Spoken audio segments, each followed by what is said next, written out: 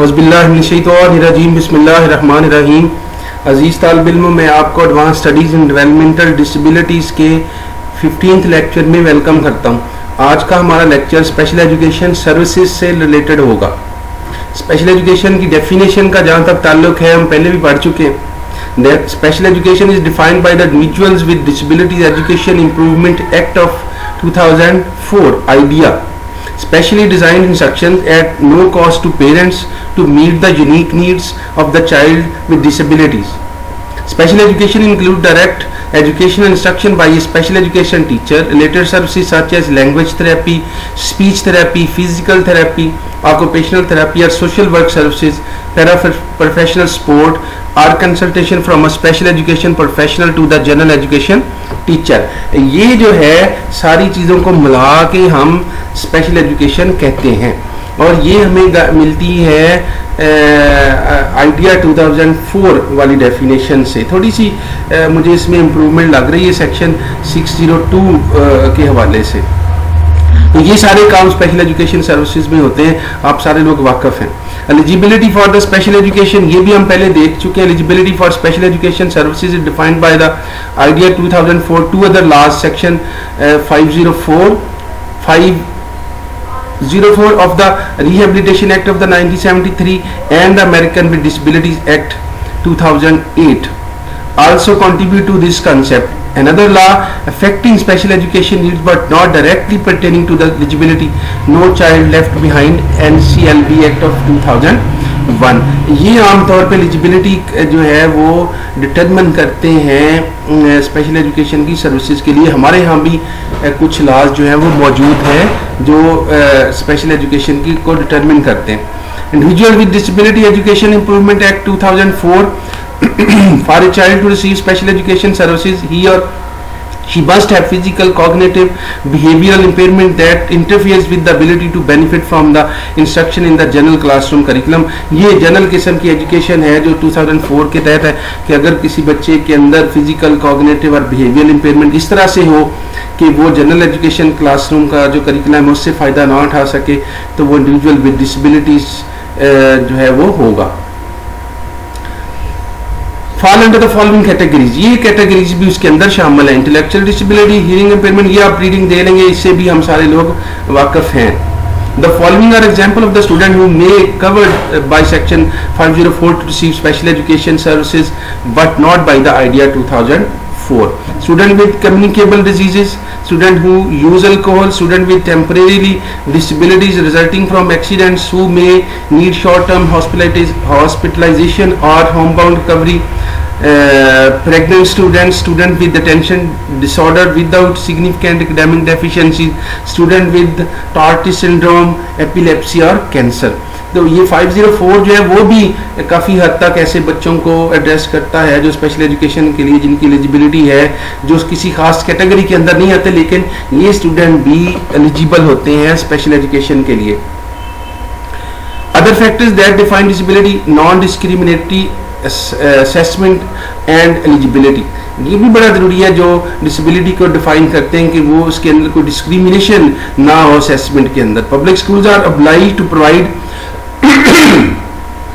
a non-discriminatory evaluation for any child suspected for having disability. This includes children enrolled in private schools and children ages 3 to 5 years who are not yet registered for schools. Implementing this requirement varies from state to state. In addition to having access to official preschool child find early intervention program, generally parents can bring their child to local school district and request an evaluation. तो ये बड़ा ज़रूरी है कि बच्चों की आपकी assessment और एलिजिबिलिटी डिटरमिन करने में कोई जो है डिस्क्रिमिनेशन ना हो। ये जो नीचे 2-3 प्रोसेस दिए इसके अंदर। Over representation, one of the goal of the IDEA 2004 is to reduce the over representation of minorities in the special education. African American have the highest level of the over representation. This is most pronounced in the areas of the intellectual disability and emotional disturbance। ये कुछ data है जो American literature के हवाले से share किया गया। हमारे यहाँ भी शायद ऐसा हो कि जो पॉवर्टी से वाले इलाके हैं, रिमोट एरियाज हैं, जो फार फ्लंग एरियाज हैं, जो लिटरेट एरियाज के पेरेंट्स के साथ हैं, वो ज़्यादा बच्चे आते हैं हमारी स्पेशल एजुकेशन के अंदर। तो कहीं किसी जगह पे ये तो नहीं है कि हमारे यहाँ भी किसी खास तबके की ओवर रिप्रेजेंटेशन किसी और वजह से हो गई। मसलन यहाँ पे अफ्रीकन अमेरिकन जो है वो इंग्लिश चूँकि समझते नहीं है ज़्यादा, पॉवर्टी वाले भी होते हैं, तो वो ज़्यादा इसके अंदर इसका शिकार हो जाते हैं डिसेबिलिटी क्लासिफिकेशन का। तो हमारे यहाँ भी तो कुछ ऐसा नहीं हो रहा जिसकी वजह से हमारे स्कूलों के अंदर भी कोई ख़ास तबका ज़्यादा बढ़ रहा हो। Evaluation under discrepancy model. In the past, students were diagnosed with a specific learning disability based on discrepancy between their ability, IQ, and academic achievement. Generally, 1 or 2 of the standard deviation on the standardized test.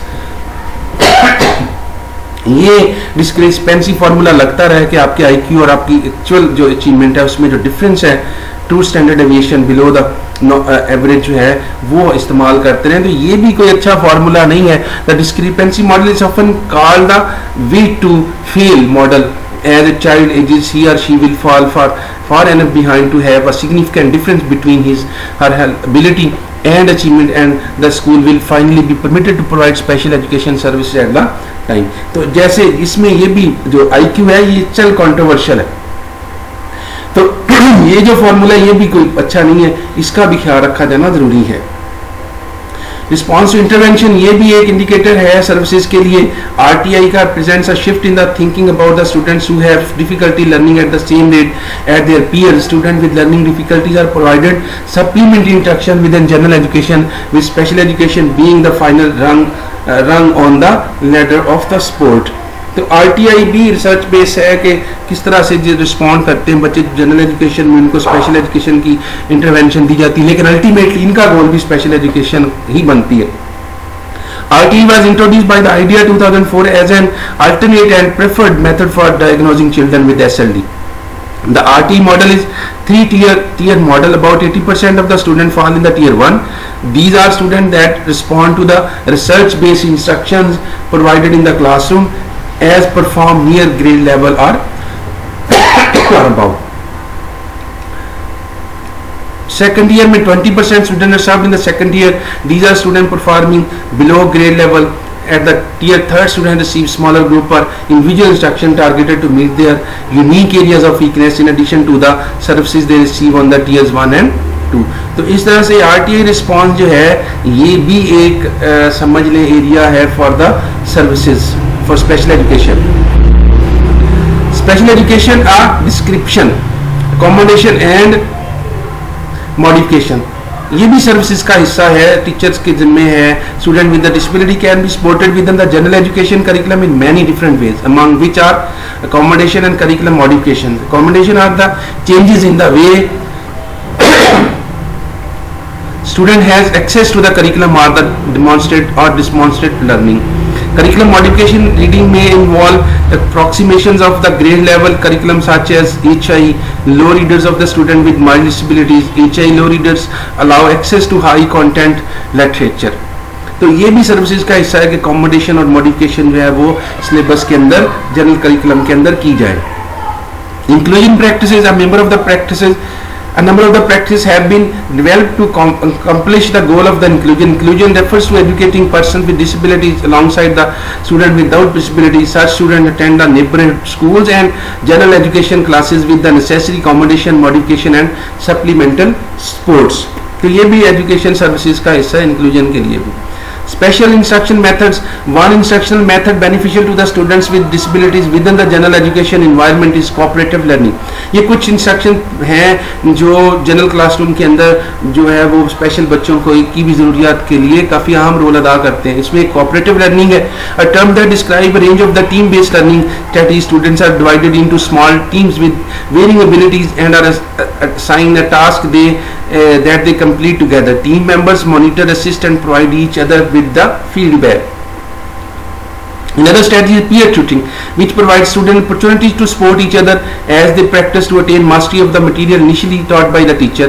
Peer tutoring may occur as a part of the class-wide program such as peer-assisted learning strategies. तो ये इससे भी हम special education के लोग वाकफ हैं काफ़ी हद तक। Two of these most successful instruction method for increasing proficiency in the student with disabilities are direct instructions and cognitive strategy instructions. ये भी टीचिंग लर्निंग के प्रोसेस हैं, रिसर्च बेस्ड इफेक्टिवनेस इनकी भी सामत है।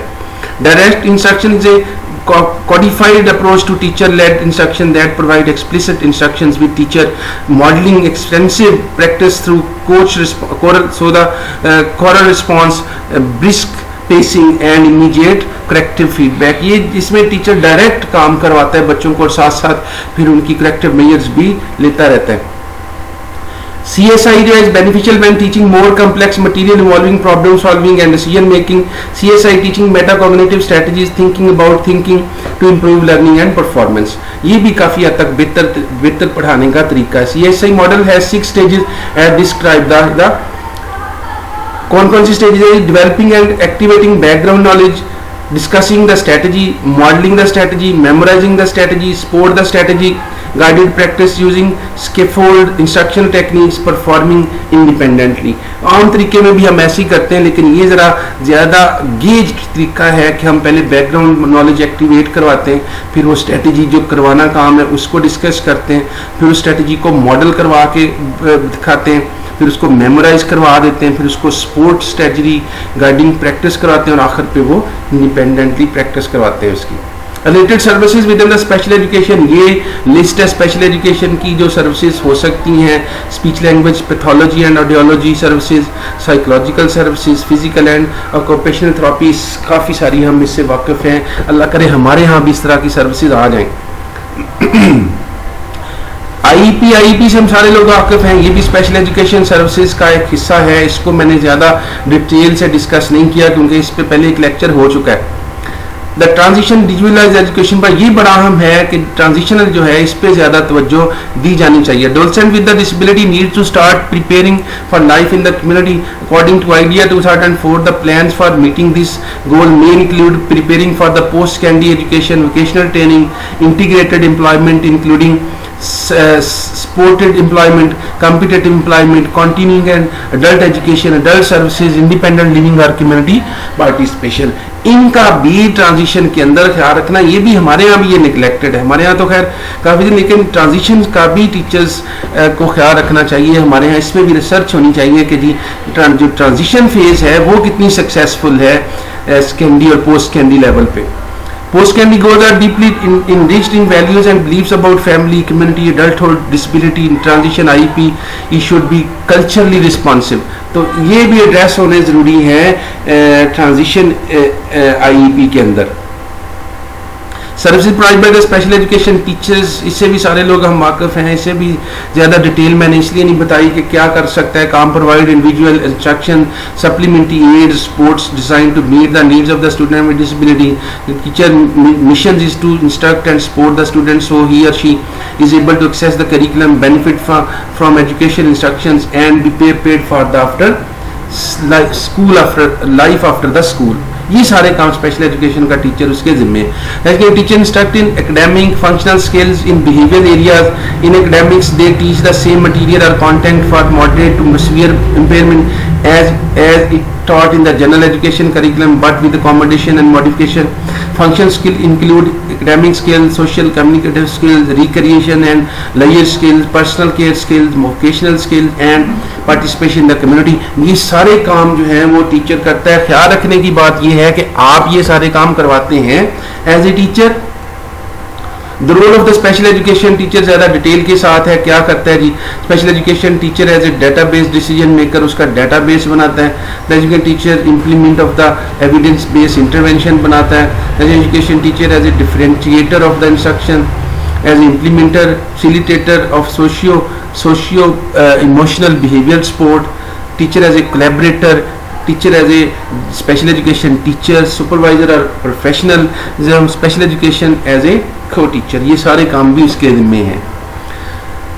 स्कूल पेरेंट कनेक्शन, ये भी सर्विसेज का बहुत ज़रूरी हिस्सा है कि स्कूल पेरेंट का कनेक्शन आपस में मजबूत हो। स्पेशल एजुकेशन बगैर पेरेंट के कनेक्शन के नहीं चल सकती, आप इफेक्टिव नहीं हो सकते।